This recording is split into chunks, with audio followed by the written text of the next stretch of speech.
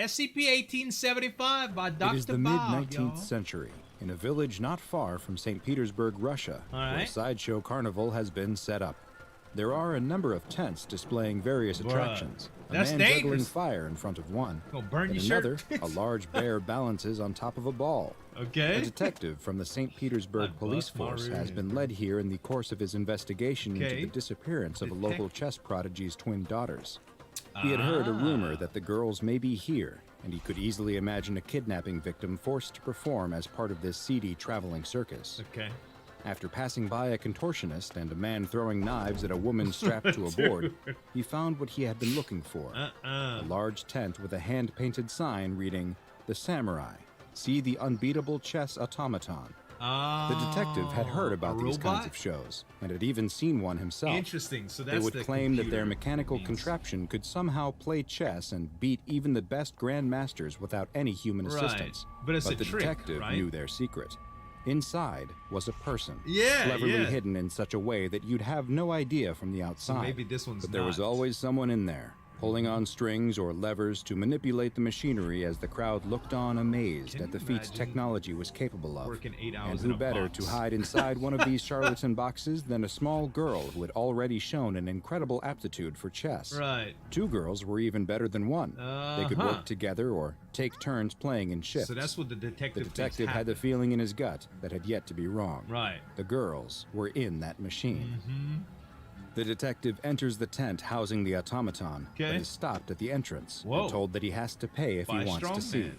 The smoky, lamplit tent is crowded with men all huddled around something in the center. A burst of cheers come from the throng, and again, the man demands payment for entrance, poking the detective in the chest, telling him he has to pay or get out. Customer service The detective asks if he's the owner of the machine, but the man says he's just the exhibitor.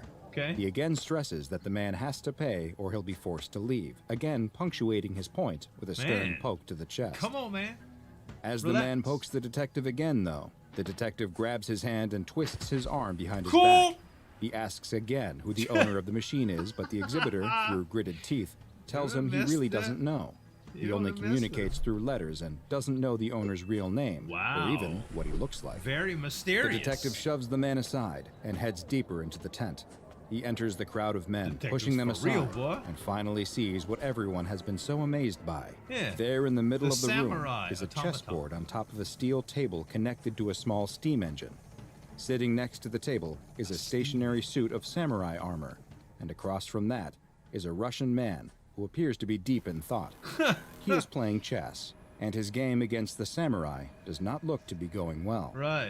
The detective sees the man make his move, and then, almost instantaneously, a piece moves by itself across the board in response. The man buries his head in his hands.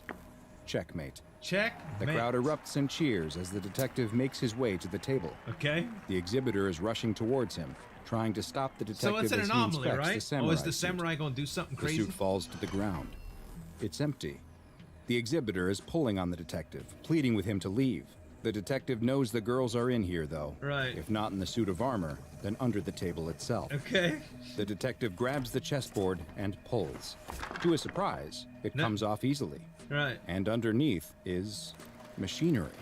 A complicated series of tubes, magnets, and gears whir and hum with electric current. The detective can hardly comprehend what he's looking at until he spots it. There in the middle of the machinery are two glass jars, connected to the rest of the device by wires. There's a pink blob of organic material in each jar. Is it brain the girls? Matter, and they are labeled with the missing girls' names. This is SCP-1875, also known as the Antique Chess Computer. SCP-1875 is a chess automaton from the Victorian period that is made up of four main components. The first of which, SCP-1875-1, is a steel table measuring 72 centimeters by 72 centimeters by 64 centimeters, with a standard 8x8 chessboard painted on top. Inside the steel box is a sophisticated piece of machinery that combines mechanical and biological elements. The movement of the pieces comes by way of magnets, with the moves themselves appearing to be decided by an analytical engine. Integrated into the analytical engine is brain tissue from the twin 14-year-old daughters of a Russian chess prodigy who went missing during the 19th century and were never found. The pieces, which have been designated SCP-1875-2, form a standard 32-piece chess set and are carved in an Oriental style. The pieces have magnetic bases, and the tops have been identified as being carved human bone and genetically matching the brain tissue in the machine. Interesting. SCP-1875-3 is a small steam engine with variable speed that is connected to the machine via a drive shaft. SCP-1875-4 is a suit of 18th century Gusoku-style samurai armor. The armor appears to have no actual connection to the machine, mechanical or otherwise. It's just decoration. And it now seems as though the armor was merely a prop. Though multiple Foundation researchers have reported feeling a sense of unease and anxiety after making eye contact with the suit's mask. SCP-1875 continues to be fully operational and even has adjustable difficulty levels depending on which speed the steam engine is set to. To test the chess-playing abilities of the machine, a D-class personnel was seated at the machine across from the samurai, and moves that were decided by chess software were broadcast into the room. Games were played on each of the machine's 5 settings, and the chess software was used to measure SCP-1875's estimated rating on the ELO system, which is a method used to calculate the relative skill of players, with a higher number being better. Yeah, like in League of Legends. At the first setting, the machine exhibited a chess-playing ability that would be rated in the 800 to 1000 range, which would be the equivalent of someone who knew how to move the pieces correctly, but otherwise was laughably bad. The second setting produced a result closer to 1200, which would put it firmly in the novice category.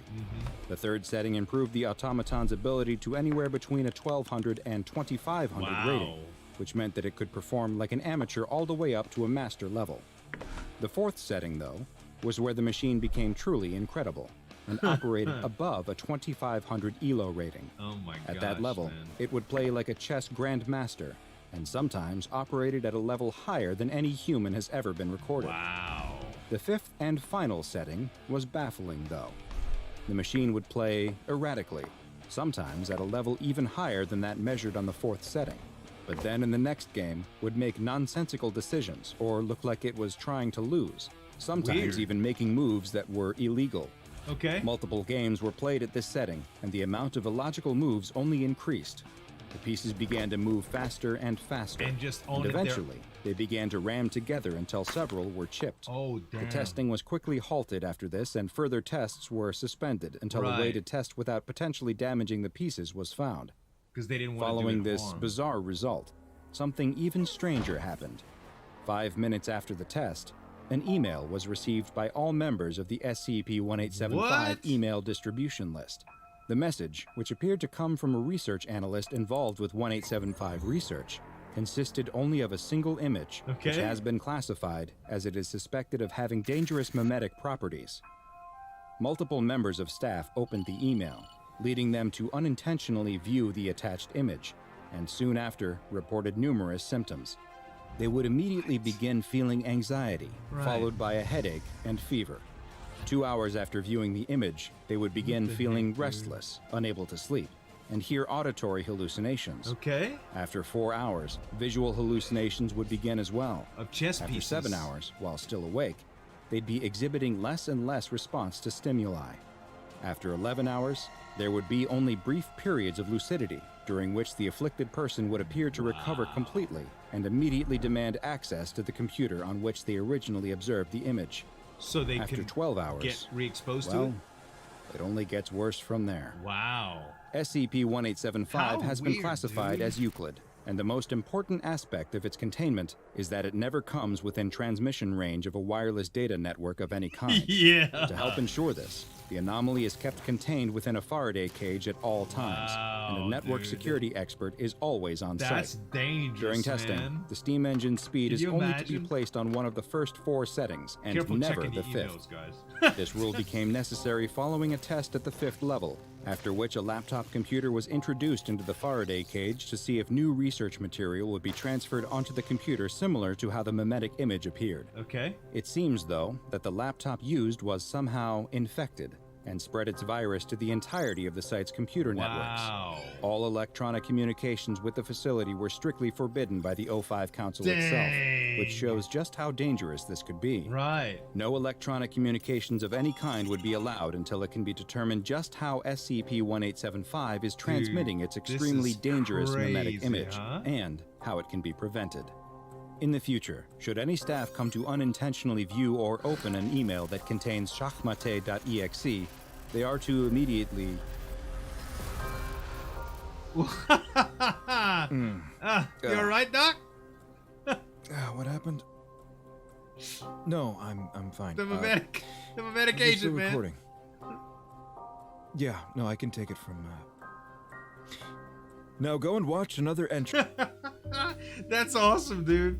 The old AI system got me thinking about stuff like this, and this is just I love the introduction of technology into some of the SCPs and how these computers have like very malicious intent. When you think about how violent and crazy things like computer viruses can spread and stuff like that and infect people, if there was something like a mimetic agent in a photo, it'd be nuts, right?